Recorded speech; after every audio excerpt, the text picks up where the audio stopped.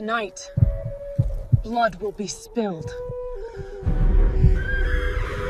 "You're coming with me," said the lone rancher after her in-laws tried to ruin her life. Caleb Stone measured his days by the hollow echo of the past.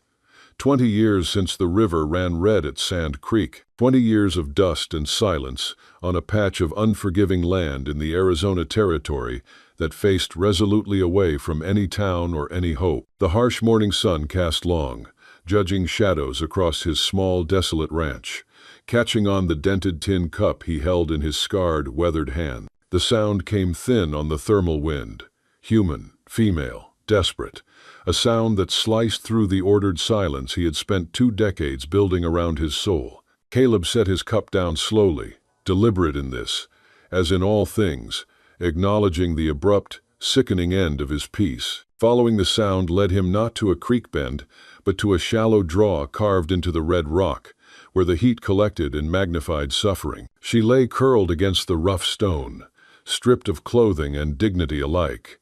Her skin, the color of the earth she belonged to, was bruised and bleeding. Her eyes, when they found his, held no tears, only the ancient, hollow resignation of one who had seen the worst of the invaders and expected no less from the white world. The turquoise pendant at her throat, the only thing they had not managed to take, felt like a small burning coal against her skin. Caleb removed his heavy, faded blue cavalry duster coat, the coat he wore not as a badge of honor, but as a shroud for his past, and turned his back to the indifferent Sunday. "Cabin's 2 ridges over, near the juniper. You move when you're ready, ma'am. Some choices defined a man's future." This one, a quiet, instinctive rejection of cruelty, would define both of theirs. In the brutal, unforgiving crucible of the Arizona Territory in 1888, dignity was the last possession, sometimes offered only by a stranger when all other humanity had failed. What would you do if faced with Caleb's choice? Risk the isolated peace you fought 20 years for to protect a stranger who threatened to drag your past back into the light, or ride away from a darkness that was never truly yours? Share your thoughts below on what true strength looks like in moments that test our humanity. If you believe some stands are worth taking regardless of the cost of everything follow for the next chapter in this story of quiet courage, desperate love, and unexpected healing. If you enjoy the story, hit that subscribe button right away, and if you don't, then just hit the like button anyway to keep more Wild West love stories coming. No one ever told me why, but some nights the silence out here is so loud it rings in your ears, a deafening drumbeat of every mistake you've ever made, every ghost you ever outran. My hands, calloused and scarred from the labor of trying to bury a violent past in hardscrabble earth, shake sometimes not from the cold, but from the fear that the quiet is only waiting for the next scream to start. If even this smallest act of decency, draping a coat over a woman whose suffering was etched into the very rock of the canyon, was a fatal error, then let the mistake be mine alone. A man can only stand so much quiet before he begins to pray for the noise. Caleb Stone woke before the sun, same as he had every day since he rode away from the massacre site 2 decades prior. 20 years of routine had worn deep paths through his solitary life. Coffee before dawn, checking the small herd of cattle at first light, endlessly repairing the fence line until midday. His isolated claim in the Tonto Basin demanded no conversation, asked no questions about the blue coat he burned and then restitched, required nothing but labor and the vigilance of a man waiting for his sins to find him. He built the morning fire with practiced, economical movements, each piece of kindling placed with the precision of a man who wasted nothing, not wood, not lead, not words, and certainly not emotion. The small cabin was exactly as he had left it the day he finished building it, a shrine to absence. Dust had claimed every surface, save the small chest where he kept a few relics of the life he tried to leave behind, things too heavy to burn. The coffee bubbled in the blackened pot. Caleb poured the steaming liquid into his dented tin cup, carried it to the porch, and settled into the chair that faced away from the path leading to the distant, corrupt town of Red Rock Landing. The April sun, a brutal, indifferent entity in this territory, crept above the eastern ridge, painting long, deceptive shadows across his land. The heat was already promising a long, difficult day, Good weather for mending the barbed wire along the creek that bordered the unforgiving land of the Kincaid holdings. His fingers brushed unconsciously against the scar on his forearm, a wide, pale band of tissue he got not from war, but from a desperate attempt to stop a fleeing woman he'd accidentally shot during a scouting mistake. It ached when the air grew tense.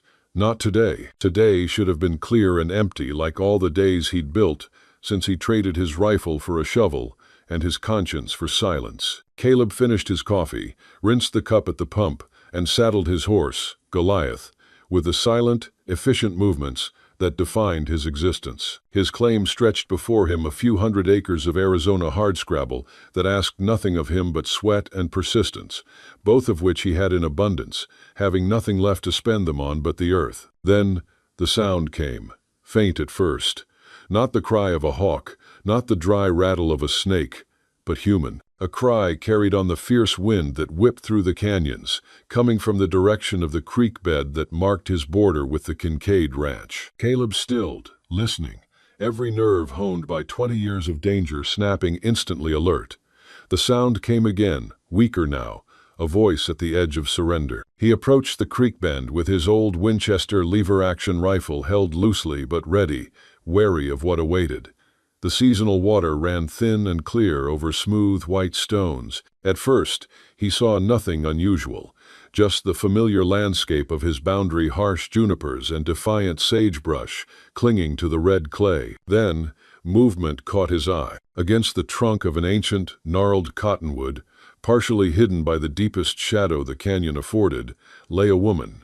As Caleb drew closer, his jaw tightened at the sight. She was Navajo, though he didn't need the exquisite turquoise pendant at her throat, a stark contrast to the dust and grime of her skin to know her lineage. She had been stripped of clothing, her dignity torn away like the garments missing from her body. Bruises marked her arms and shoulders where hands had gripped too tightly. Her feet were scratched and bleeding from walking barefoot across the rough, baked terrain. She did not look up at his slow approach, but he saw her body tense, preparing for further torment, for the shame she had already endured to be compounded by the gaze of another man. Caleb averted his eyes, the gesture instinctive and immediate, an act of respect he had learned too late. The war had shown him the depths of human depravity, but this deliberate, calculated humiliation of a woman from a people he had sworn to protect stirred a cold, deadly anger he hadn't felt since the day he resigned his commission. He removed his coat, the faded blue cavalry duster he still wore, the coat that held both the warmth of his body and the cold weight of his failure, and took a step backward, away from the scene, and away from the choice he was about to make. "I'm leaving this coat here, ma'am," he said, the word ma'am emerging rough and unused from a throat that formed few words these days. He had no business speaking to her in a language she might not understand,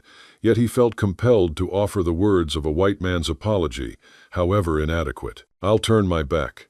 My cabin's 2 ridges over, near the tall juniper. You come when you're ready." That. He placed the heavy coat on a sun-warmed slab of red rock, within easy reach of her trembling fingers, and turned his back, giving her the choice to take it or not, to follow or not. The decision would be hers alone. After what had been done to her, choice the freedom to choose her own destiny, however terrible the options might be, the only true dignity he could offer. Caleb walked back to Goliath, mounted, and rode slowly toward his cabin, not looking behind him once. The morning's empty, peaceful routine had been filled with unwelcome, terrifying complication, the kind of trouble that could get an honest man killed, or, worse, resurrect a dead one. But some lines, some cruelties, could not be ignored, even by a man who had built his life around silence and self-imposed exile. She appeared at his door less than an hour later, the blue coat clutched around her like fragile, heavy armor. Caleb had used the time to prepare, clearing the small second room, a mere storage alcove, that had stood empty since he built the cabin. He'd placed some items he kept for memory, a bowl, a spare tin of coffee, a clean, stiff linen shirt,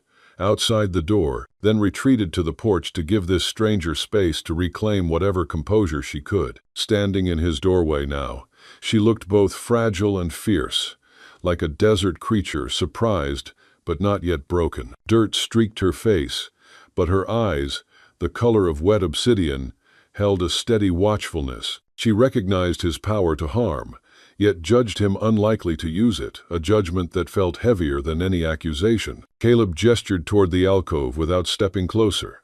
"That small room is yours. A shirt and a blanket. Nothing more, I'm afraid."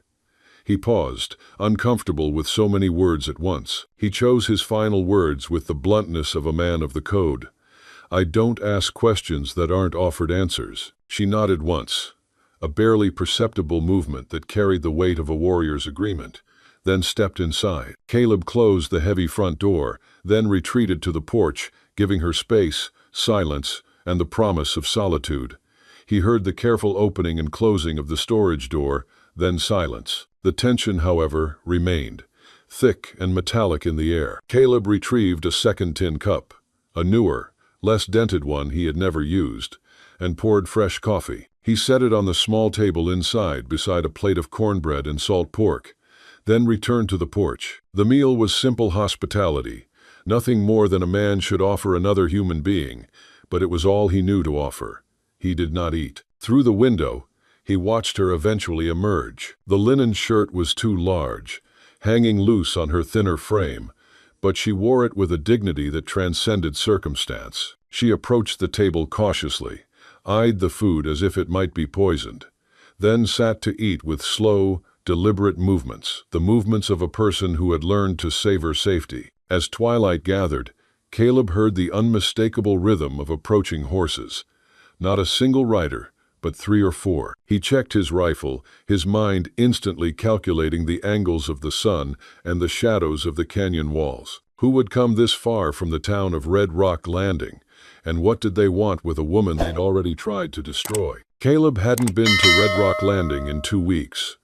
It was a miserable, dusty place, built on greed and fear, and it stank of both. Judged by the way conversations died when he entered the general store, his presence was still too soon for some folks' comfort. The bell above the general store door jangled an unwelcome announcement of his arrival the previous day, drawing the eyes of 4 large, cruel-looking men gathered near the pot-bellied stove. Their gazes lingered, then deliberately turned away, as if looking at a ghost. The store owner, a man named Silas, set aside the ledger he'd been updating and approached the counter, his face grim. "Mornin', Caleb. I'll make this fast for both our sakes. Business only, right?" Silas knew Caleb's code of isolation. Flour, coffee, and a length of good cotton for patching. Caleb placed a small bag of silver coins on the counter. Silas's eyebrow raised slightly at the last item, but he nodded and began collecting the supplies. The men by the stove had resumed their low, menacing conversation, voices pitched just loud enough for Caleb to hear over the scraping of Silas's boots on the floorboards. "That Navajo piece Kincaid brought back ran off wild as her heathen mother, they say." The speaker was Jasper Kincaid, one of Thaddeus Kincaid's sons, a man whose face was already fat with inherited malice. The old man claimed she stole the title deeds to his new mine claim, said they were hidden in her tribal charms. Reward for anyone who spots her and brings her back to Red Rock Landing. This from another man, known for his cheap loyalties. Caleb kept his face impassive as he counted out the coin for his purchase, the slow, methodical pace, a deliberate message of control. Silas leaned forward, voice dropping to a harsh whisper. "Folks are watching what you carry out of here today, Caleb, especially Kincaid's boys. They're thirsty for that land she holds." He nodded once, understanding. The small, corrupt town survived on talk and the silence of the fearful. Someone had seen the bruised woman walking toward his remote claim, perhaps his unmistakable blue duster coat draped over her shoulders. As Caleb loaded his supplies onto Goliath, Sheriff Elias Vance watched from the porch of his office, his face unreadable beneath his sweat-stained mustache. Vance was a man who preferred to enforce the law only when it paid well. Neither man acknowledged the other. Silas locked the front door, flipped the sign to closed, and beckoned Caleb to the storeroom. The space smelled of leather, coffee beans, and the faint, unsettling sweetness of raw sugar. Silas lit a match to a lantern despite the midday hour. The small, flickering flame casting deep shadows across his worried face. "The Kincaids were here yesterday," Silas said without preamble. "Thaddeus and his 3 jackals turned this store upside down looking for Tsanitsa, that's her name. Narrow Rock, the tribe calls her.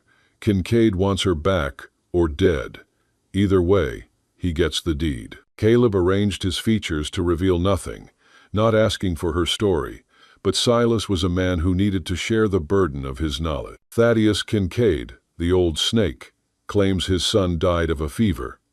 The truth is, William Kincaid was a cruel fool, drank too much, beat the girl something fierce. After the boy died, they treated Tsanitsa like livestock. When she objected to signing away her ancestral claim, the land the old man wants to run his railroad through, they took her out to the canyon." Silas's hand gesture completed what words wouldn't. Caleb's jaw tightened. "How many Kincaids?" "Thaddeus, and his 3 sons, Jasper, Simon, and the young one, Ethan, connected to everyone who matters in this territory. The judge owes them money. Sheriff Vance's brother-in-law is Thaddeus's foreman." Silas pressed a wrapped package, a dress, clean undergarments, and a brush into Caleb's hands. "When they come, and they will come, don't face them alone, Caleb. This isn't just a simple property dispute. This is land and blood." Caleb reached into his pocket to pay, but Silas shook his head, his tired eyes meeting Caleb's. "No charge for these. Call it a down payment on my soul." Caleb left payment anyway, placing a sack of coins on the counter. He slipped out through the back door, where fewer eyes would track his departure. The weight of the wrapped clothing seemed heavier than it should, laden with the complications he'd spent 20 years avoiding. Yet, as he mounted Goliath, Caleb found his hand drifting to the empty place on his chest, where his scout's badge had once been pinned, the badge he discarded after the massacre. Some habits, some codes of honor, died harder than others. He was now officially involved, and the canyon had made its verdict. Caleb returned to find the cabin swept clean, the fire stoked, and a pot of something that smelled better than anything he'd managed in years, a rich, earthy scent of gathered desert herbs and dried meat, softened by onion and a whisper of smoke. The door creaked as he pushed it open, and the last orange of afternoon slid across the planks, turning dust motes into slow snow. He stood a breath, longer than he meant to, just inside the threshold, feeling for the first time in a long time like he'd stepped into a place that had been cared for, not merely endured. The woman, Tsenitsaatse, he corrected himself, stood by the iron stove, stirring the stew with a wooden spoon that made a faint knocking sound against the pot. She tensed slightly at his entrance, shoulders gathering, chin dipping, the body's old language of flight or defense. But she didn't flee. She kept stirring. Her composure wasn't fearlessness. It was the weathered grace of someone who'd traveled beyond ordinary fear and was now living in its far country, where everything was measured and spare. He placed the bundle from Silas on the rough-hewn table. "From the town. Silas Wheeler. Thought you might need these." Thank you." Her voice came quiet, low, controlled, carrying the dry strength of the wind that scours a canyon rim without seeming to move. 2 syllables in her tongue, then the translation, not as apology, but as a bridge set carefully between them. It was the first time she had spoken directly to him. He realized, with a small and unbecoming startle in his chest, that he'd been waiting for the sound of her voice. He hung his hat on the peg by the door and moved to the basin. The water was fresh. The basin itself had been scrubbed and dried and set back at a precise angle that suggested ritual more than habit. He noted all of it. The packed earth floor swept until it was one color rather than a map of old boot prints. His 3 books, tattered almanac, dog-eared Emerson, a military manual he couldn't seem to let go, stood together on the shelf like they meant to be seen. The shaving kit closed, the mirror wiped, the blanket on the bed tight and square as a folded flag. She had imposed order on his emptiness without touching the core of what was his. It was an unspoken act of respect. He felt it the way a man feels a hand under his elbow when he stumbles and does not fall. "Smells good," he said, nodding toward the clay-lined pot, the steam breathing an herbal calm into the room. "Stew," she answered. "Not much to work with." A trace of apology barely colored the words, a reflex to justify existence, to prove value. More than I'd have done with it. He meant it as gratitude. His voice came out rough anyway, shaped by too many nights spent talking to no one. She ladled stew into 2 tin bowls and set them on the table with a heel of bread he hadn't remembered owning, which meant she'd made it from the last flour, coaxing life from the scraps he'd been too careless to count. They ate in a silence that changed grain by grain, from taut silence to witness, to ceasefire, to something like ordinary. He watched, not directly but with the side of his attention, the careful way she held herself, elbows tucked, movements economical, eyes weighing the room as if memorizing an escape, hands working the spoon and bowl with a competence that had come from hard labor rather than leisure.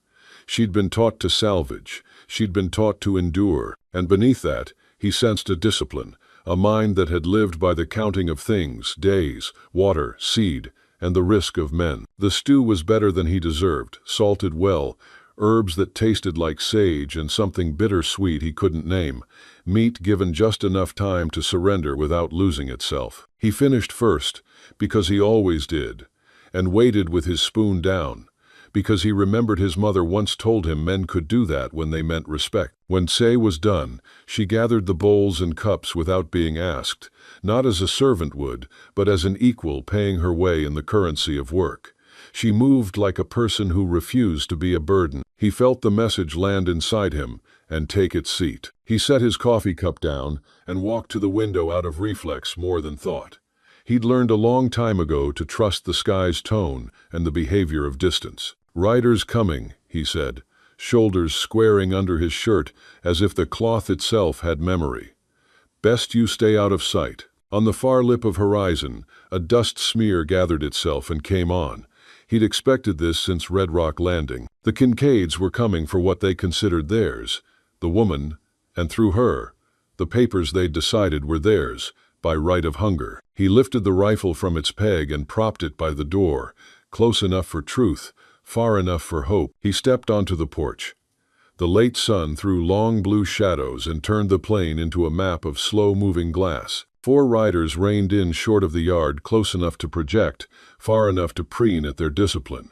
The eldest, Thaddeus Kincaid, carried his bulk like a prize he'd won by feeding good on other men's years. His gray beard lay on his chest like a small pelt. He had the look of someone already counting how much the place would bring when stripped to boards and kettles. On either side of him, the son's Jasper, with the ruined gaze of a man who enjoys the sound of pain. Simon, whose eyes slid away from hard things, and Ethan, young enough to tremble and call it impatience. The horses tossed, thin-skinned in the heat, tails swatting the flies that came as soon as men did. Caleb stood easy, hands away from the rifle, boots planted as if the porch boards were old friends. The silence stretched between them, a tight-roped length hung over an unseen drop. "You the squatting hermit, Stone," Thaddeus called, voice pitched to carry the habit of being obeyed. "I am Caleb Stone." He let the name stand, added nothing else. There was a power in leaving a sentence unfinished for a man like Kincaid to choke on. "I am Thaddeus Kincaid. These are my boys, Jasper, Simon, and the young one, Ethan." He gestured lazily. "We're looking for my daughter-in-law, Tsanitsa. Trail leads to your meager claim." Caleb watched their hands. Jasper's right hovered in that flattering way near the butt of his revolver. Simon's fingers fussed with his reins. Ethan's chin tried on bravado and found it too big. "This is private property, Mr. Kincaid. My claim. No trespassing." Thaddeus's mouth tightened beneath his mustache. "Territorial law says family has rights to retrieve their own, especially one unstable enough to run, carrying off family property." Law says a man's land is his to decide who stays," Caleb answered, shifting weight to place his body squarely between the men and the door. He made his stance tell the rest. "You harboring a thief, Stone? A savage who stole legal deeds when she ran?" Thaddeus swung down from the saddle, boot hitting dirt with a sound that meant to be final. He stepped across the invisible line Caleb had set like a man stepping onto a neighbor's porch because he believed the world was his. "That's a criminal matter in Red Rock Landing." Caleb held his gaze. He'd been looked at by worse. He'd been judged by men with epaulets and white gloves and phrases like, for the good of the territory. He'd learned the art of saying nothing until the other man heard his own echo and wondered if it sounded foolish. The door opened. It made a small wooden sound that someone who hadn't listened to wood would miss. All 4 riders, and Caleb, turned. C stood on the threshold, wrapped in the plain cotton dress Silas had given her, waist tied, sleeves rolled neat. Her knuckles were white on the doorframe, but her face was a stone river, no ripple. The porch set her above them, just enough to settle a scale. The dress, modest and proper, was a quiet banner. Dignity, reclaimed. Thaddeus's posture changed. He oiled it with false fatherliness that left a greasy sheen on his words. "Tsanitsa, girl. Time to come home. Family sorts its own. You're embarrassing William's memory out here." She said nothing. She let the quiet grow until it made a sound of its own. The Kincaid boys shifted, their horses stamped, and the sun slid a degree lower. Jasper leaned, lips pulling into a smile that had gone to rot long ago. "Come now, see. Simon's made the other cabin just as you like it." His tone made "like it" into a kind of threat. Simon looked down into his horse's mane as if it might tell him what a man was supposed to do. "She stays if she chooses," Caleb said, not loud, not soft. "She is under my protection and on my land." Thaddeus's face purpled in that way some men's faces do, when what they consider the natural order refuses to heal. "This isn't your affair. The woman's adult, like her father, cannot be trusted to make sound decisions.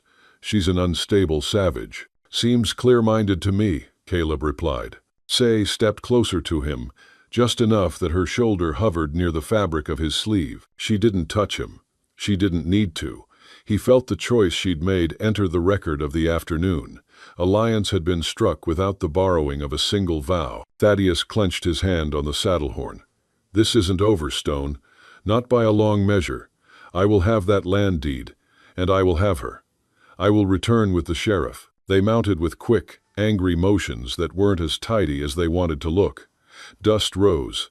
Thaddeus called back, "We'll return with the sheriff. Law's on our side in this territory." Caleb watched them dwindle to 4 motes in the flat brilliance. When the dust settled, the silence returned heavier for having been filled with men. He turned to Tsay. "Reckon we should prepare for that." She didn't move. She stood staring at a bare patch of ground to the east of the porch. The soil there hard and cracked, small stones glittering like broken crockery. He almost asked what she saw. He stopped. Better to let the question arrive on its own, if it meant to. Her fingers went to the dirt, working it, testing its weight and crumble. She crouched, palm to the earth, like a doctor listening to a chest. The afternoon light laid a fierce calm across her face. "Do you have seeds?" she asked, shaking the room's residue off both their minds.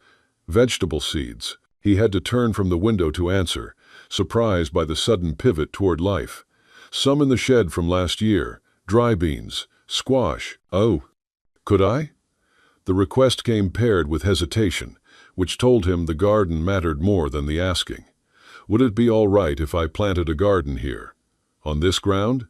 He looked at the plot she'd chosen and saw what any man saw: clay, rocks, a ground taught to say no. "Land's not good for much. Clay soil. Too many rocks. My mother grew vegetables in worse," she said. A small, unguarded smile passed over her face like a bird shadow in mid-afternoon. It was gone so quickly he almost doubted it. "I know how to make things grow." They walked to the shed. He'd kept it in a soldier's order.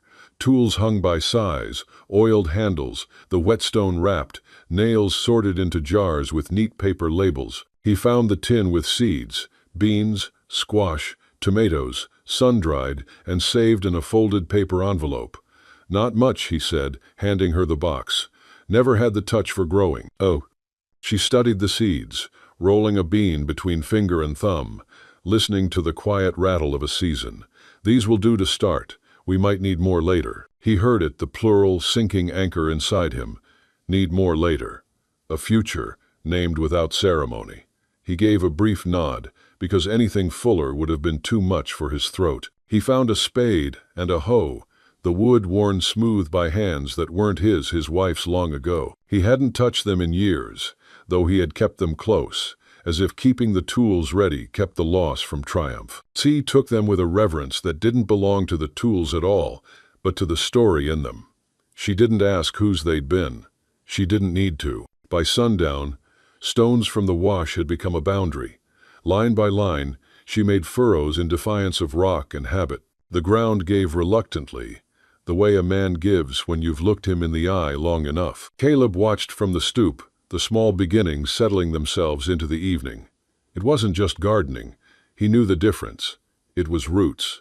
It was a claim resung in a quieter key. He felt the cabin change shape around it, becoming not only shelter from wind and sun, but a place that might hold food, memory, and a season of waiting that wasn't simply a sentence. As darkness lowered, a single horse came on, slow and reliable as a clock. Caleb listened. The steady four-beat, the stop and blow of a gelding who knew his work. "Sheriff Vance," he said. Tse's hands stilled in the furrow. She did not run. Another victory, small but true. Sheriff Elias Vance removed his hat as he reached the yard, a gesture that tried to honor what his breast pocket might betray. At 51, the man wore the fatigue of someone who'd bargained daily with power and found himself poor at day's end. His mustache sloped like the corners of his mouth. He stood on the ground and did not quite dismount, as if ready to call this visit a conversation rather than an act. "Evening stone, ma'am." He nodded in both directions. His eyes lingered a heartbeat longer on Tse's dirt-stained hands and the organization of stones than perhaps he meant them to. "Sheriff," Caleb said. Vance cleared his throat, found it unhelpful, and did it again. "Had a visit from Thaddeus Kincaid today. He's filing papers claiming his daughter-in-law is unwell, seeking guardianship under territorial law. He also has papers drawn for your arrest on a kidnapping charge. She seems perfectly well to me." Caleb's voice held level, but his body shifted tiny adjustments a trained eye would track, stance broadening, breath going lower, attention sliding outward. The sheriff glanced at Tse. She met him with a gaze that didn't blink for the sake of a man's comfort. He looked away first, which was the whole content of that moment and the record it kept. Vance lowered his voice, though not enough to keep it from her. "Judge Crawford owes Kincaid money considerable. This won't go your way in court. Kincaid wants the land claim she holds rights to." "Do I have any say?" Tse asked. Her voice had the cadence of instruction, a teacher's confidence in the articulation of a rule even when the rule wasn't kind. The sheriff shifted, thumbs worrying the hat brim. "Ma'am, legally, not much. Widows of non-white citizens often fall under the protection of the husband's family unless they remarry or have means." "And if I have employment?" she asked, honing to the loophole like a seamstress to a long-stored needle. "If I am not dependent?" "Might help," he conceded. "But Kincaid's reach is long. He owns the judge and most of Red Rock Landing." "When's the hearing?" Caleb asked. "Because time is a frontier, too." "Friday. Crawford's court." Vance put his foot back in the stirrup, the conversation's end written in the line of his back. "For what it's worth, Stone, I'm sorry. Some things ain't right, law or no." "Some things ain't," Caleb agreed. The sheriff rode away into a darkness that rose from the ground rather than falling from the sky. The cabin's lamp threw a warm oval on the dust, and the garden stones held the day's heat while giving it back to the air in a soft, invisible bloom. Caleb and Tse stood a while without speech. Finally he asked, "You know anyone might help? Family, friends, someone outside Kincaid's reach?" Her eyes hardened into the kind of truth that doesn't enjoy being told. "There's no one. Not anymore. Just us." The words laid themselves between them like planks making a bridge, plain, sturdy, not beautiful, and enough. He nodded once, the kind of nod a man makes to himself before he turns to the thing that must be done. "Then we'll get you employment. We'll get you papers to say it. Work for hire. Wages recorded." She answered with the smallest of movements, a tilt of her chin that meant, "I will meet you in this. I can teach. I can spin wool, I can sew, I can read and write both languages." He weighed each skill against the county's pettiness. "Schoolhouse at Mesquite Draw needs a teacher, but the board sits half Kincaid. We'll not start there. Widow Hargreaves needs mending. She pays in coin when she's not down to credit." "I will go to her," said, "but I do not want charity." "It won't be charity," he replied. "It'll be an agreement between adults, written proper." "And you?" she added, not challengingly, but as if she were taking the measure of a ledger. "Will you hire me if I need 2 employment papers?" It took him half a second to see the wisdom. "Yes, gardening and house order. Record of provisions managed. Payment in cash weekly until Friday. Then we bring the book to the judge." "Then you must not overpay," she said, and there was the ghost of humor in it. "Or they will say you purchased me." He nearly smiled. He didn't let it escape. "I'll pay a fair wage for work I can't do myself." He hesitated, then added, "And for stew I'm already addicted to." She turned toward the stove, as if to hide something like warmth. "Tomorrow the garden," she said. "Tonight you will write my employment, and I will sign." They went inside. He cleared a space on the table, laying out the few sheets of paper he had left. The quill was chewed at one end. From a winter he'd been too lonely to stop. He sharpened it on the penknife and dipped carefully. He wrote slow, careful letters, her name first, spelled as she had taught him, with the apostrophe placed where breath belonged. He wrote the date and the terms. Room and board separate from wage. Wage in coin. Work specified. Hours named in a way that didn't suggest ownership. Only agreement. He wrote a second contract for Widow Hargreaves, leaving the employer's name blank. When he slid the paper to her, his hand shook once, the tremor not fear but something like ceremony. She read every line with lips moving. Then she signed her name, rendered with a beauty he would have framed if framing didn't feel like a theft. He reached for the ink blotter. She pulled back, palm lifted.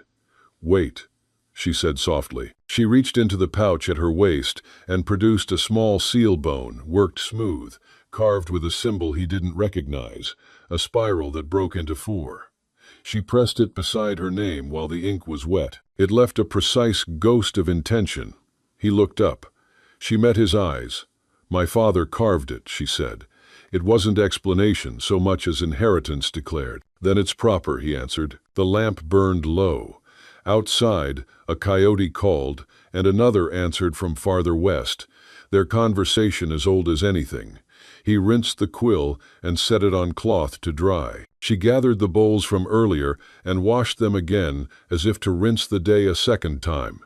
He carried wood in, an unneeded task that let his hands do something his mind could not. "You should sleep," he said, when the chores had all been invented and completed. "I will," she answered. She hesitated at the bedroom's hanging blanket, then turned back. "When they come on Friday, I will stand with you. I will not run." He believed her.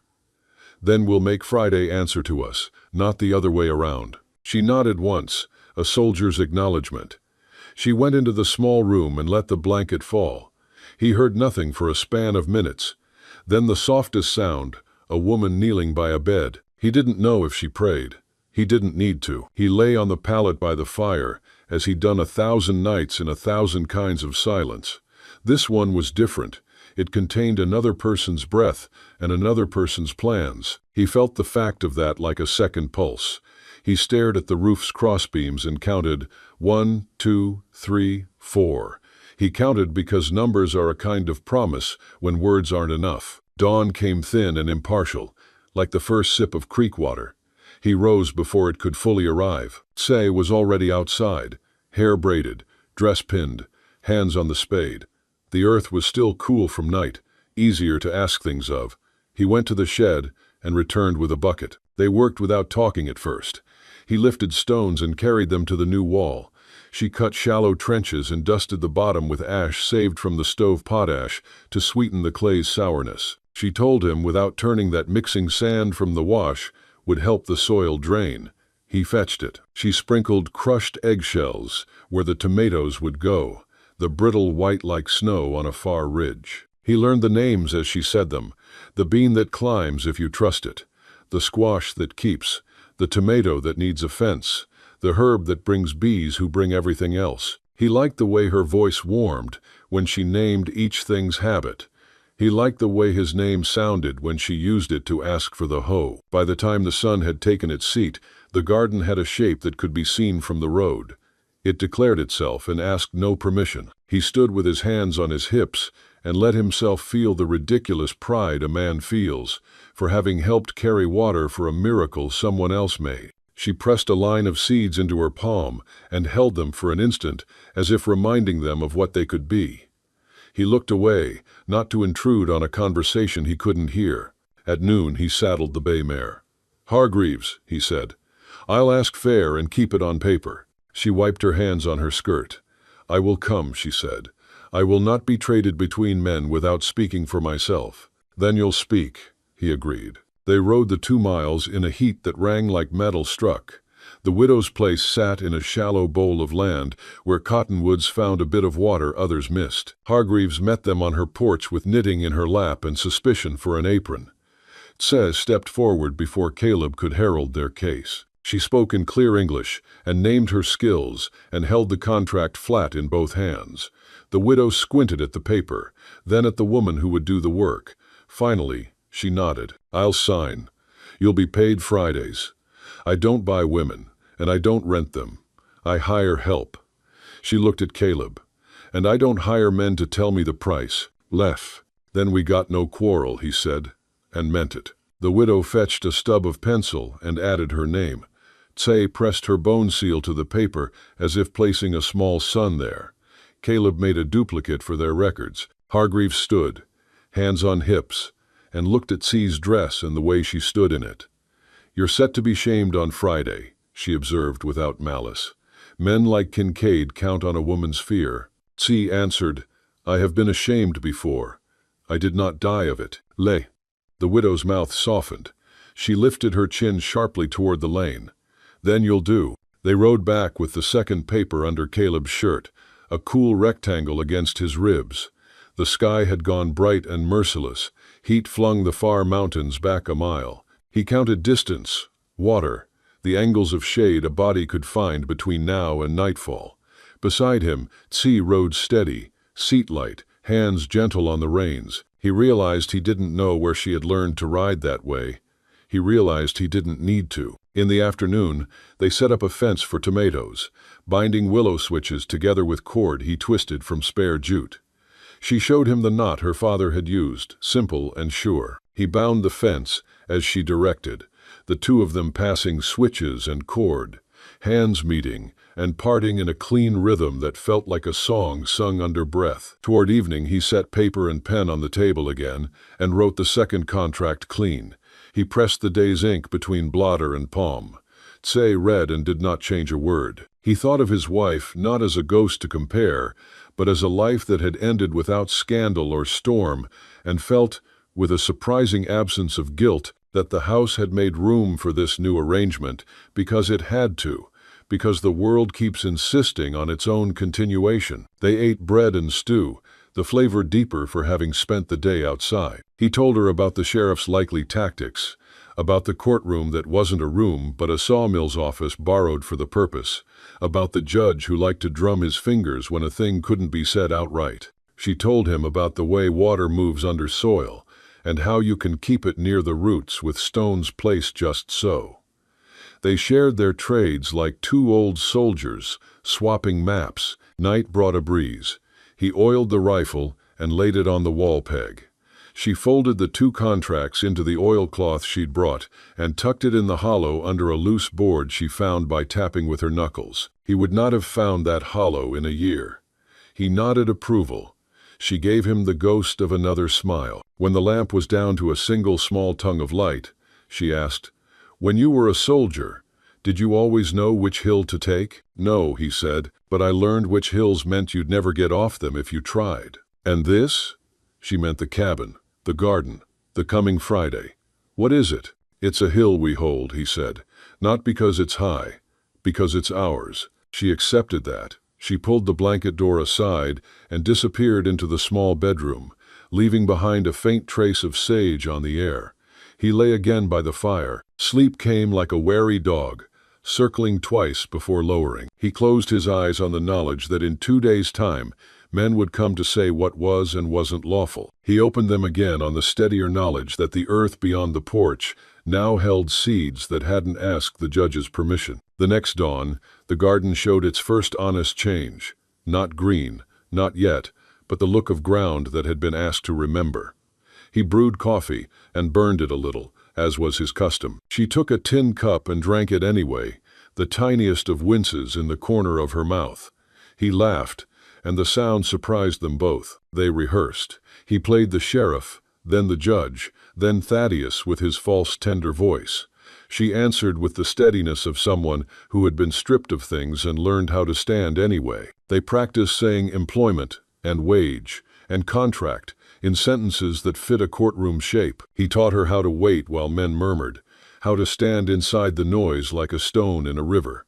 She taught him how to place his words so they landed like pebbles at the right distance. By afternoon, thunderheads shouldered up on the far edge of the world, building themselves into a drama that looked like rain and seldom was. He kept one eye on that lie while they hoed and watered and mended a cracked bucket with pitch warmed over the stove. They were at the table again, rationing the last of the flour into tomorrow's bread, when they heard hooves in an arrhythmic cluster that meant impatience.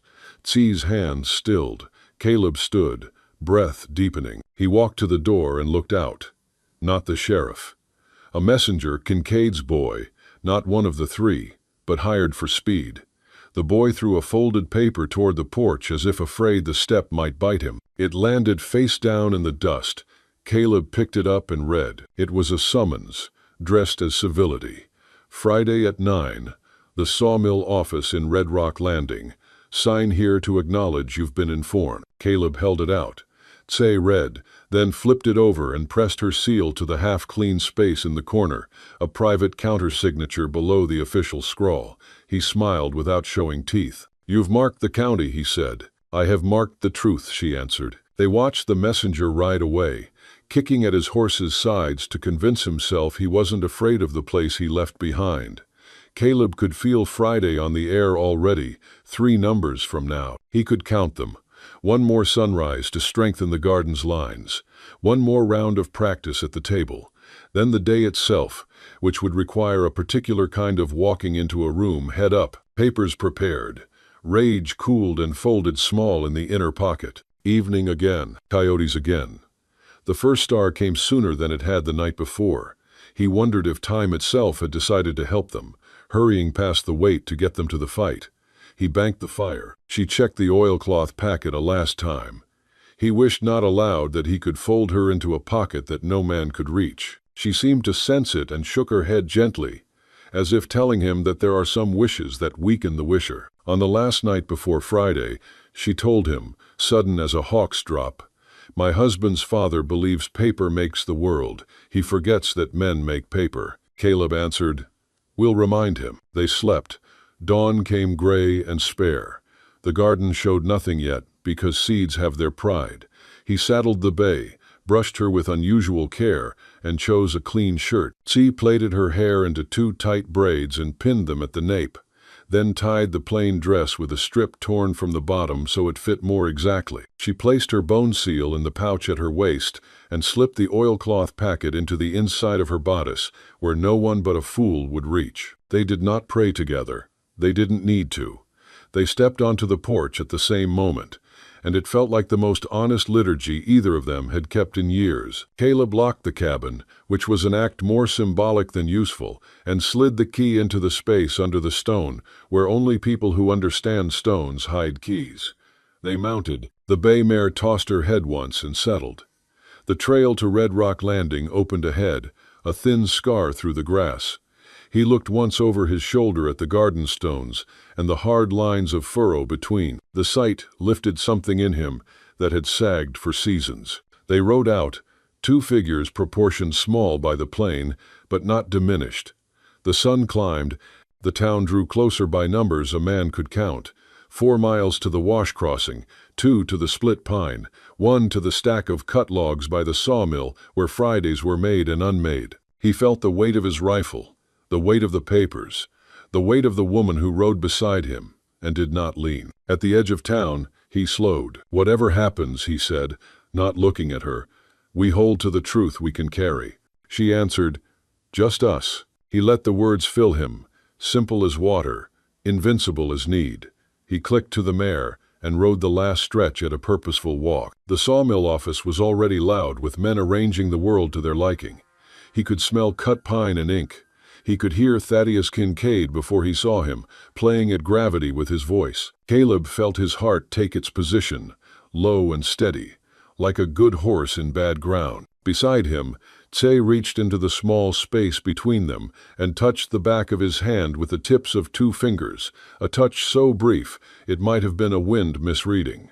It was enough. They dismounted in one motion and stepped up onto the planked porch as the 9 o'clock bell in someone's memory rang once. If you like Wild West love stories or Wild West stories, drop a bunch of 1 second in the comments for the Wild West Love channel. Tell me where you're listening from so I don't feel so alone out here. Sheriff Vance returned at dawn 2 days later, the air still cold enough to bite at the skin, the eastern horizon only just beginning to glow with a thin smear of pale fire. He rode slow, shoulders hunched, the weight of his duty pulling at him heavier than the tin star pinned to his chest. In his hand, folded and sealed with wax, lay the documents that would decide the next turn in this struggle. The harsh morning light did nothing to soften the resignation in his eyes as he dismounted in front of the cabin, boots crunching the frost-stiff dirt. Caleb was already on the porch, rifle leaning against the wall beside him, hat pulled low. He knew the look of men who carried bad tidings, and Vance had been riding with that look for half a mile. In the doorway behind Caleb, Tsanitsa stood silent, her frame outlined by the dark of the cabin interior, face composed though faint shadows beneath her eyes betrayed the long nights of worry and the sleepless hours spent staring at ceilings and listening for hoofbeats. The skin of her cheeks bore the color of sun and dust, not of weakness, and her gaze was steady even as the sheriff approached. Vance cleared his throat, pulling the folded packet from inside his coat. "Court hearing set for tomorrow, Friday," he said, his voice betraying the discomfort of a man caught between the law written on paper and the justice he knew in his bones. 10 o'clock at the courthouse in Red Rock Landing. "The kidnapping charge is still on the papers, Stone." He handed the summons over, avoiding the woman's eyes as though he might burn under the quiet force of her presence. Caleb unfolded the documents, scanning the stiff legal language, brows drawn tight. "On what grounds?" His voice was calm but hard, a tone that carried more threat than shouting ever could. "Abandonment of the marital home, mental instability, Thaddeus's word for being Navajo, and defiant and theft of family property." The sheriff recited each charge with the flatness of someone forced to repeat lies he did not believe. Pretty standard for Kincaid's kind of power. Tsanitsa's voice cut the silence, low and fierce. "I took nothing but my great-grandmother's turquoise pendant, the one that guarantees my right to the Narrow Rock land." Her fingers rose unconsciously to the small silver-set stone at her throat, the one possession they couldn't strip from me by force. For once, the sheriff looked ashamed, his eyes flickering downward. "You'll need to appear, ma'am. If you don't, judgment defaults to the Kincaids. They've already lined up 3 witnesses ready to swear to Mrs. Kincaid's episodes." "Oh, fabrications," she said, her tone like a blade unsheathed. The word hung sharp in the morning air. "Maybe so, ma'am," Vance admitted, shifting his weight, hat brim twitching nervously between his fingers. "But sworn testimony carries weight when the judge's pockets are already lined with Kincaid's coin." When the sheriff rode off, dust trailing behind his horse like a shadow stretched too thin, Caleb slid his hat onto his head and turned toward Say. "I know someone who might help, Tomas Reyes. He knows the law as it's written and the law as it's practiced, which is a different thing entirely out here." Her answer was immediate, not a question but a statement. "I'll come with you." In those words, he heard the shift, no longer a woman seeking shelter but a partner stepping into battle. He gave a small nod. It was accepted. Tomas Reyes' forge stood at the edge of Red Rock Landing, close enough for business, far enough to remind everyone of his mixed blood. The clang of his hammer reached them before the sight of his shop, ringing through the early morning air like the heartbeat of iron itself. Sparks leapt into the dim, and the acrid tang of worked steel filled their nostrils. Tomas was a tall man, 44 years of lines carved into his skin by both heat and history, his black hair streaked with gray and tied back with a leather cord. His eyes, sharp and deliberate, missed nothing as they watched Caleb and Say approach. "Been a while, compadre," Tomas said without pausing, the hammer striking, then plunging the glowing iron into water. Steam hissed upward, wrapping the room in ghostly vapor. 3 years, 2 months since you traded your smithing hammer for a judge's gavel," Caleb replied, tying his horse. His words carried the weight of old camaraderie and older respect. He noticed, too, the careful dip of Tomas's chin toward Sinitsa, acknowledgement without condescension. "We need your help, Tomas. Kincaid business. Legal." Caleb handed over the summons. The blacksmith wiped his hands on the leather apron, jaw tightening. "The buzzards already circled," he muttered. "I heard. He wants the woman, and through her, the land." He gestured them to a small back room where shelves bowed under the weight of ledgers, law books, and old court filings, a scholar's corner hidden behind the smoke and hammer of his public trade. He looked directly at Say, his tone respectful, his questions blunt. "You were forced to marry William Kincaid?" Her chin lifted, unyielding. "Yes, and now his father claims I am his property. And..." Tomas's eyes darkened as he examined the paper Caleb gave him. He read slow and exact, lips moving slightly, trained mind parsing each word. After a silence, he tapped the page with his finger. "There may be a way. Not as a widow, as a worker. You carry different rights. Not the rights of a wife, but of a free laborer under contract." He sat at a rough table, ink and quill already at hand. His script was educated, fluid. Employment contract, dated 2 days before this court filing. Title: Ranch Steward and Land Manager for Caleb Stone's claim. It sets payment, lodging, clear authority. With this, you are not a dependent, but an employee. The scratch of his pen was steady, the words falling into place like nails driven into wood. "It shifts the burden. Kincaid will have to prove fraud, rather than you proving sanity." Caleb studied the parchment, skeptical. "Will it hold against Crawford?" "Maybe," Tomas admitted. "It gives the judge an excuse, if he wants one, to deny Kincaid without losing face. Sometimes the law is less about truth than about which fiction a judge finds easier to wear." Say placed her seal upon it, a bone-carved spiral pressed into the wet ink, and in that moment something heavier than law was recorded. Caleb felt it.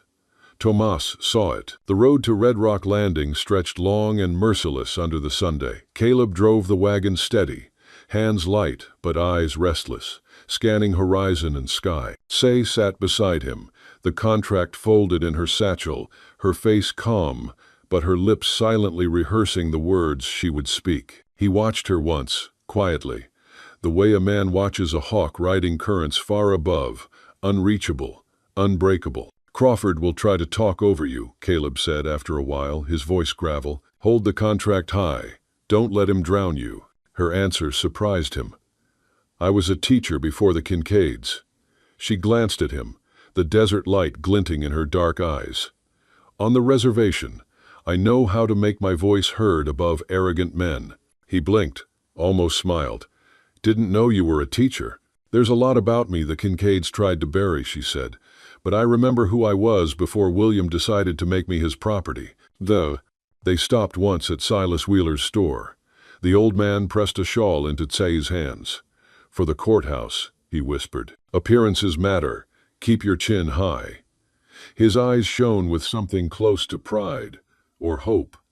Maybe both. By the time they reached town, the courthouse stood waiting in the center, its whitewashed boards yellowed by the Arizona Sunday. 4 horses tied out front bore the Kincaid brand. The sight was enough to stiffen Caleb's jaw.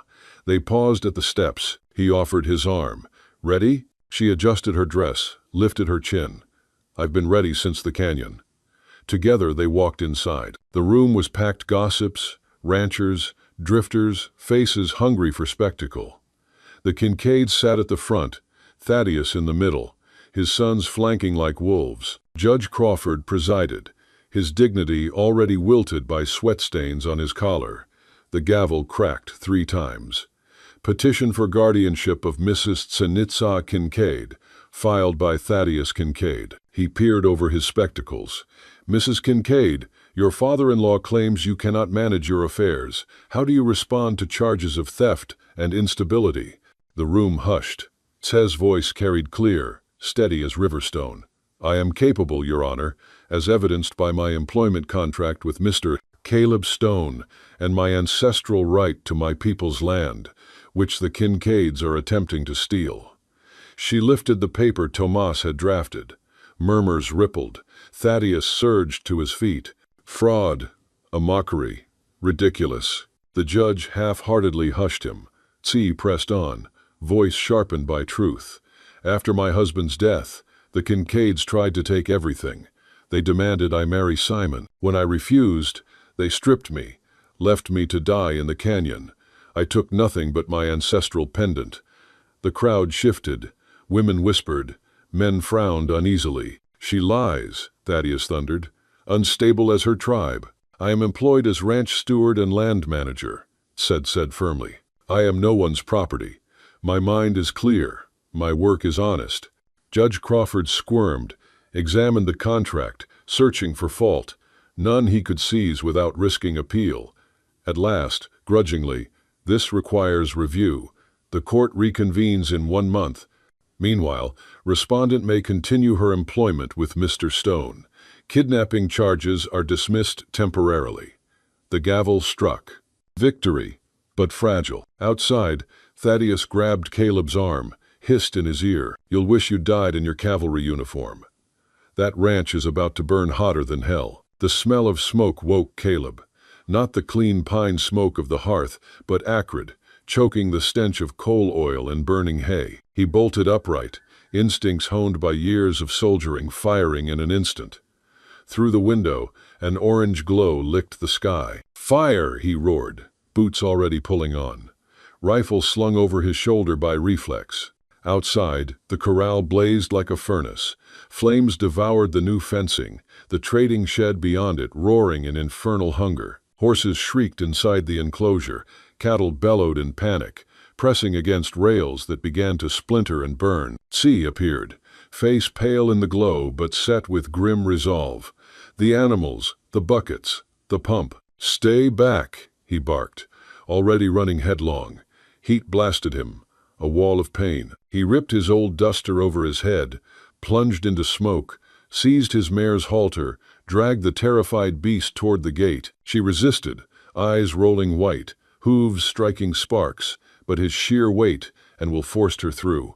Outside, he slapped her flank and she bolted free. He turned back. Smoke scalded his lungs, eyes streaming.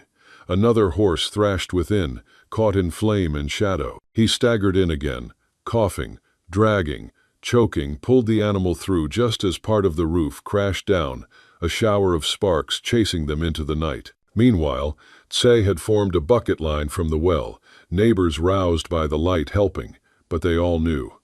The fire had been set deliberate. Coal oil's slick stench clung to the dirt. Every bucket was defiance, not salvation. By dawn, the corral lay in smoking ruin. Blackened beams, twisted metal, the air thick with ash and despair. 2 horses saved, 1 lost forever. The trading shed gone, tools, wagons, months of labor reduced to cinders. Caleb stood, face black with soot, shirt scorched, chest heaving with smoke-racked coughs. Tse came to his side, her own face streaked with ash and sweat. "This was them," she said hoarsely. "The Kincaids." Caleb nodded. Words seemed useless in the face of such certainty. "It could have been worse," he rasped at last, eyes on the rising Sunday. "Could have been the house while we slept." But they both knew the truth. This wasn't just fire. It was declaration. War had been set. And as the ashes smoldered, as the acrid wind carried the scent of ruin across the land, Caleb Stone and Sinitsa stood side by side in the wreckage, smoke curling upward like a promise. They would not bow. They would not run. Not now. Not ever. "Hey, friend, pause a moment. Go fill a glass with cold water and drink it down. Stretch your shoulders. Blink your eyes away from the screen. Hydration and breath are the simplest forms of strength, and you'll need both for the road ahead." Sinitsa found Caleb's packed saddlebags before he could hide them. Her face went still as stone when she saw them on the bed, his Winchester leaning against the wall beside them. The implications were clear enough. He was preparing to leave, whether to confront the Kincaids in a blood feud or simply flee. She couldn't tell, but the outcome would be the same. "You're leaving." Her voice was flat, carefully emptied of emotion. Caleb turned, surprised to find her in the doorway. He hadn't heard her approach over the dull, angry ringing in his ears. "Going to end this my way," he admitted, with violence not a question but an assessment. With whatever works. His jaw was set in a hard line, a familiar grimness that reminded her of the determined, ruthless scout who'd once worn a uniform. The man she feared was still lurking beneath the solitary rancher. Tsenitsa entered the room, her movements careful as she approached the window. Outside, the scorched earth where the corral had stood was still smoking in places, a monument to Kincaid vindictiveness. "I should be the one to go. This is my fight that's cost you everything. I will ride toward the reservation lands. They won't follow me there." "This was my choice," Caleb said, the words emerging roughly. He continued packing. Ammunition, a small bag of coffee, dried jerky wrapped in cloth. Tsenitsa turned to face him, her composition finally cracking. "So, you'll become a killer again, like in the war? Like at Sand Creek?" Caleb's hands stilled, his expression shifting to a cold, terrible surprise. "How did you?" "Tomas told me," Tsenitsa admitted, her voice trembling slightly, "about the scout who became a deputy, who resigned after he saw too much, after he participated in the terrible things. He told me the weight you carry." The silence stretched between them like a widening chasm, filled with 20 years of unspoken grief and guilt. Caleb's face hardened again, shuddering off whatever vulnerability had briefly appeared. That was a different life. A man's past is his own damn fault. Tsenitsa began gathering her few possessions. The dress Silas had given her, her turquoise pendant, the small knife she kept for protection. Her movements were deliberate, mirroring his preparations. "Then I'll go back to Red Rock Landing. Silas will take me in until I can find passage elsewhere. The Kincaids will be watching the roads. Better than seeing you destroyed because of me." Her voice finally broke on the last word, the emotion she'd been containing spilling through the cracks of her careful control. They moved in opposite directions, the cabin suddenly too small for the weight of their unspoken fears. His that caring would lead to devastating loss again, and hers that she had brought only destruction to the one person who had shown her kindness. Caleb's hand was on the door, his heart already hardening for the brutal path ahead, when he heard the sound of breaking pottery. He spun around to see Tsenitsa standing frozen, staring down at the pieces of a teacup that had been sitting on the sideboard, the last intact piece from the set that had belonged to Martha Stone, Caleb's late wife. The teacup lay in fragments on the dirt floor, white porcelain scattered like broken promises. Tsenitsa knelt immediately, gathering the pieces with trembling hands, tears finally falling silently onto the fragments. "I'm sorry," she whispered, grief for the cup compounding her grief for his loss. "It was your wife's. I saw the flowers painted on it." Caleb stood motionless for a long, silent moment before setting down his saddlebags. He knelt beside her, his rough, scarred hands joining hers in collecting the delicate shards. "It's just a cup," he murmured, the words hollow. But they both knew it was more than that. It was the last tangible piece of the life he'd lost, of the woman he'd failed to save, of the connection to humanity he'd severed when he built his walls of silence. Tsenitsa carried the broken pieces to the table, arranging them carefully. From a shelf, she retrieved a small pot of glue used for mending harnesses. With methodical, quiet precision, she began reassembling the cup, piece by fragile piece. "Things that break can be mended," she said, focusing intently on her work. "Not the same, but sometimes stronger at the broken places." Caleb watched her hands work their patient magic, the cup gradually taking shape again under her care. The silence between them shifted from tension to something quieter, a shared understanding forming without the need for words, the connection that comes when two people accept their shared brokenness. "I'm not leaving to kill them," Caleb finally said, his gaze fixed on her hands. "I'm going to get legal papers from the county seat, property deed, in both our names." Tsinitsa's hands stilled, her eyes lifting to meet his. Both our names? Partnership agreement. Legal protection. If something happens to me, the ranch is yours, clear and documented. It gives you the standing you need, the means, the freedom from Kincaid's law. He spoke matter-of-factly, but the implications of such an arrangement hung in the air between them, a commitment, a sacrifice, a risk neither had been willing to voice before. "Why would you do that?" she asked, unable to hide her astonishment at this immense sacrifice of his solitary pride. Caleb studied the partially mended cup, choosing his words carefully, honoring her with the truth. "Been alone too long, Tsinitsa. Walls don't just keep people out, they keep you in." He met her gaze directly, the blue of his eyes finally showing a flicker of ancient flame. "Lost one life already. Don't aim to lose another by running." Tsinitsa's expression softened, understanding the cost of such an admission from this solitary, deeply honorable man. "I won't let you face them alone. Not anymore." Together, they finished mending the cup, their fingers occasionally brushing as they worked. The result was imperfect fine lines marking where the breaks had been, the handle slightly askew, but it held together, stronger at its broken places. As twilight gathered, they sat at the table drinking coffee from the mended cup, passing it between them in a ritual that felt strangely intimate. The partnership agreement lay between them, names joined in ink, as their lives had become joined through circumstance and choice, a sacred new bond. The sound of an approaching horse broke their quiet peace. Caleb rose and checked his rifle, peering through the window at the solitary rider coming slow along the trail. "It's Ethan Kincaid," he said, recognizing the youngest son. "Riding alone, without a torch." "A trap?" Tsinitsa asked, already moving toward the shotgun leaning against the wall. Caleb watched the rider's careful approach, hands conspicuously empty of weapons. "Maybe not. He's coming in the open." No sign of the others.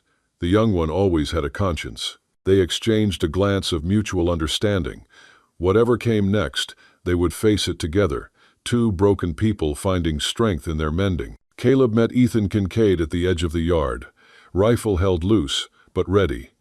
"That's far enough, boy." The youngest Kincaid's son reined his horse to a stop, hands raised to shoulder height to display his peaceful intentions. At 26, Ethan lacked the hardened edge of his father and brothers. His face showed strain, dark circles under his eyes, stubble on his usually clean-shaven jaw. "I came alone, unarmed," he called, keeping his distance respectfully. "I need to talk to you, Mr. Stone and Mrs. Kincaid." Caleb studied him, weighing possibility against risk. "Dismount slow. Leave your gun belt on the saddle." Ethan complied, movements deliberate to avoid misunderstanding. Once on the ground, he turned his pockets inside out, an old cavalry trick showing he carried no hidden weapons, a gesture not lost on Caleb. "State your business," Caleb said as Ethan approached. "Pa's planning to burn you out completely tomorrow night." Ethan's voice was low, urgent. "Got Sheriff Vance and Deputy Morris in his pocket. They're calling it a posse to arrest you for kidnapping, but that's not what they mean to do." "Oh." Tsinitsa appeared on the porch, shotgun in hand, her eyes narrowed in fierce judgment. "Why tell us this, Ethan Kincaid?" Ethan looked at the ground, shame evident in his posture. "What they did to you wasn't right, Tsinitsa. What they're doing now isn't right. My conscience is gone, but my stomach still turns." He glanced back toward town, nervousness clear in his movements. "Jasper's been drinking heavy since the courthouse, talking wild and poisonous. Pa won't look kindly on this visit." "I know. Can't go back now." The simple statement carried the weight of a life-changing decision. Caleb exchanged a look with Tsinitsa, a silent communication passing between them. She nodded slightly, lowering the shotgun. "Come inside," Caleb said. "Tell us exactly what they're planning. We need to fight this with honor." "No."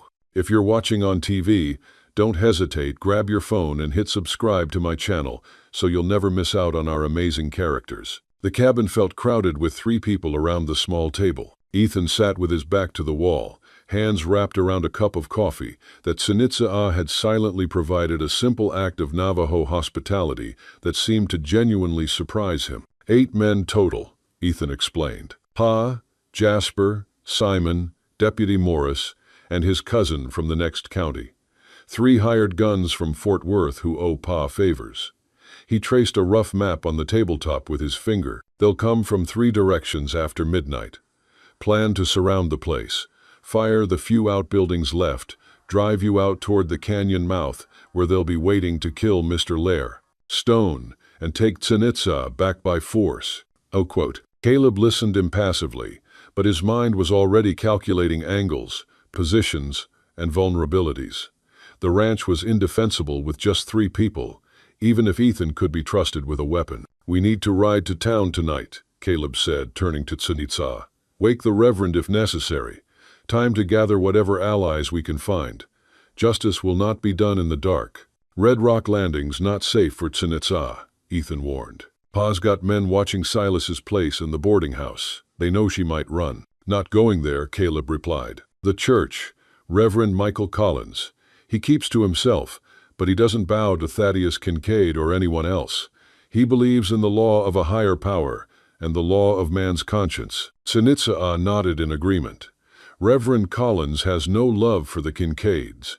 William once interrupted his sermon, drunk and belligerent. The Reverend never forgot the disrespect to his church, to his God." Caleb began gathering what they would need: the property papers, the employment contract, what little money he had saved, and the sacred, mended teacup. "Ethan, you come with us or stay here. No second chances after this." The young man's face showed conflict. "Can't go back to Pa. Can't ride with you into town either. I'd be recognized as a traitor." End quote. "North of here, near the high plateau, I know of an old line shack," Caleb offered. "Not much, but it's shelter. A few horses left there." "I'll wait there," Ethan decided. "Maybe I can warn you if they move early.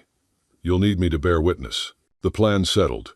They prepared to ride. As they mounted their horses, Caleb noticed Tsinitsa taking one last look at the small patch of turned earth she'd claimed, tiny green shoots just breaking through the resistant soil. The sight hardened his resolve. This wasn't just about survival anymore.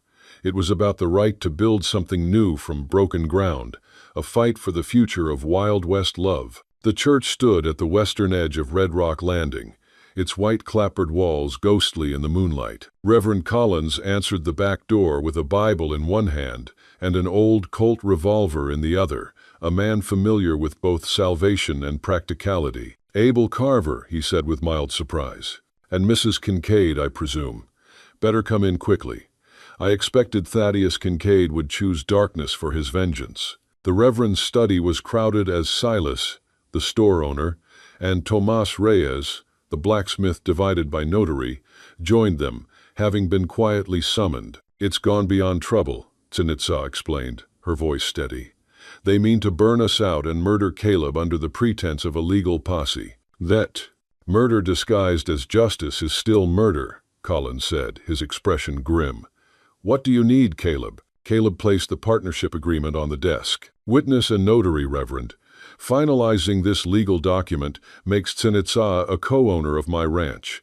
It's filed, it's legal, and it removes Kincaid's final legal claim to her as property." Collins examined the document with care, his eyes widening slightly at the complete, selfless transfer of title. "Such a sacrifice between 2 people is highly unusual, Mr. Stone." "It's necessary," Caleb replied, his honor demanding the risk. The Reverend nodded thoughtfully, reaching for his notary seal. "The law may arrive too late to prevent violence, but perhaps not too late for justice afterward. I'll witness this, and I'll send copies to the county seat by tomorrow's mail coach." The small room grew crowded with the sheer force of their collective will. Silas carried a bundle of ammunition and medical supplies, while Tomas brought his own rifle. "Why risk yourselves for us?" Tsinitsa asked, overwhelmed by this sudden, fierce community. "Thaddeus Kincaid's power has always fed on silence and the fear of the weak," Silas said simply. "Take that away, and he's just a bitter old man with dwindling influence. It's easier to stand together, say." "No."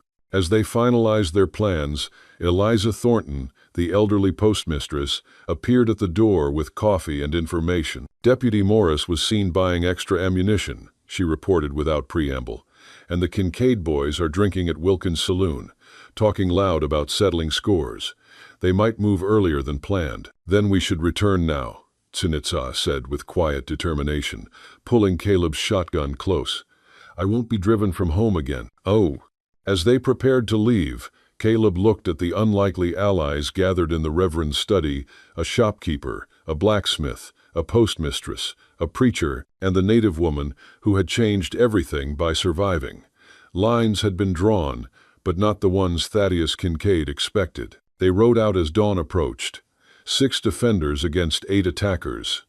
Not favorable odds by normal reckoning, but Caleb had fought longer odds before, and this time he wasn't fighting alone. The riders approached from the east, silhouettes darkening against the rising sun as they crossed Caleb's property line. 8 men in full formation, Thaddeus Kincaid at the center, flanked by his sons Jasper and Simon. Deputy Morris rode slightly behind, his badge glinting to provide the veneer of legal authority. The 3 hired strangers completed the group. Caleb stood on his porch, rifle held casually at his side. Behind him, Tsinitsa waited in the doorway. Reverend Collins, Silas, Thomas, and Eliza positioned themselves visibly around the yard, a circle of unwavering, public witnesses to whatever would unfold. Ethan Kincaid, riding Caleb's second horse, joined them at dawn, choosing his side in the coming confrontation with a quiet, powerful courage. That's far enough, Kincaid, Caleb called when the riders reached the halfway point.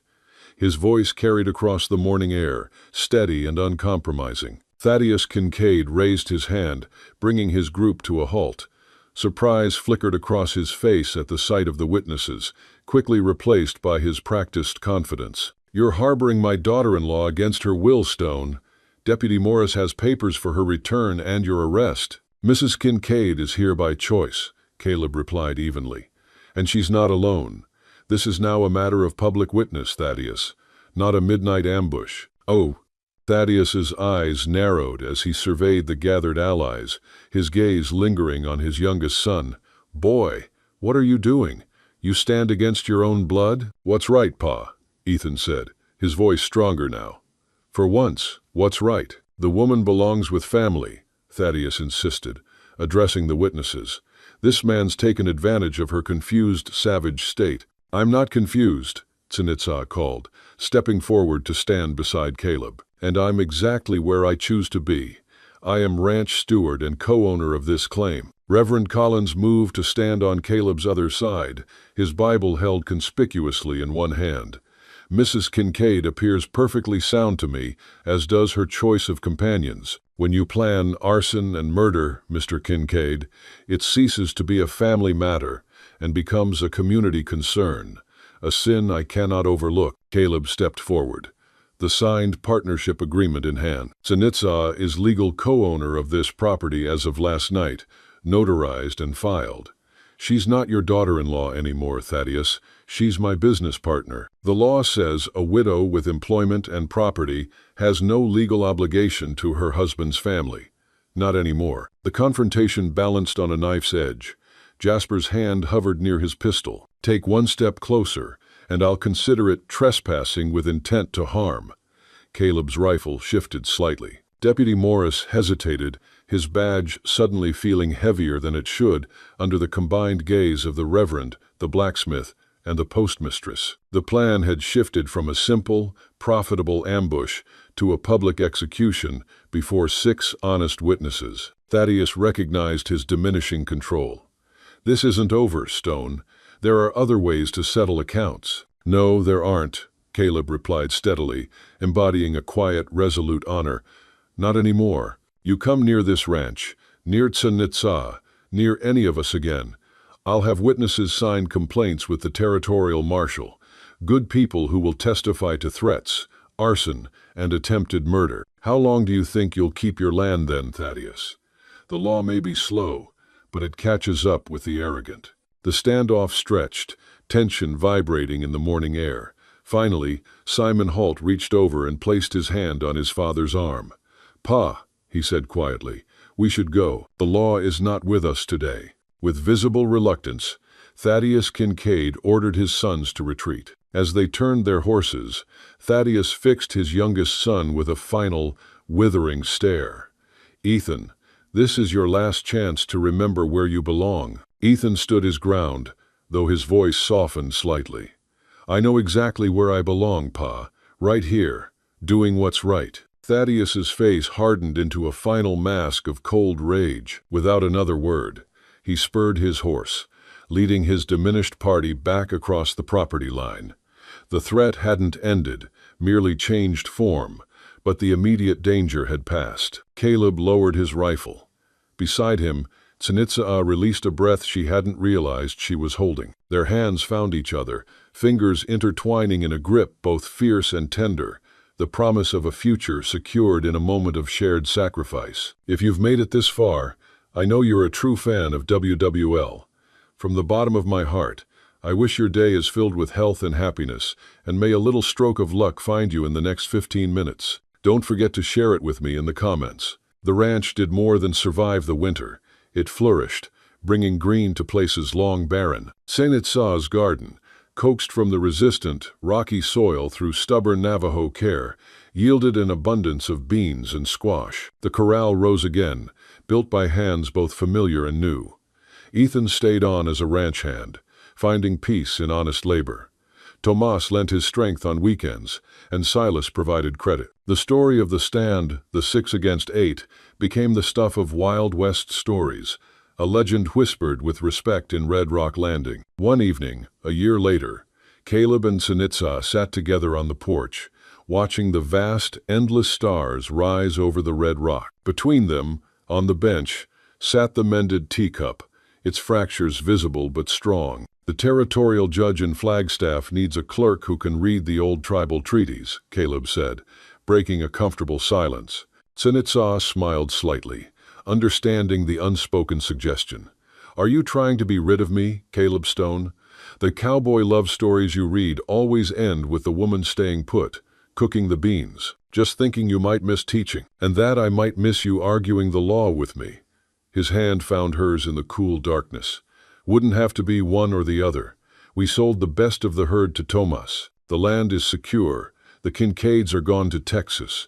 We have freedom now." She considered this, her head tilted, the turquoise pendant catching the faint starlight. Perhaps a new path is not found in settling down, but in walking or riding forward.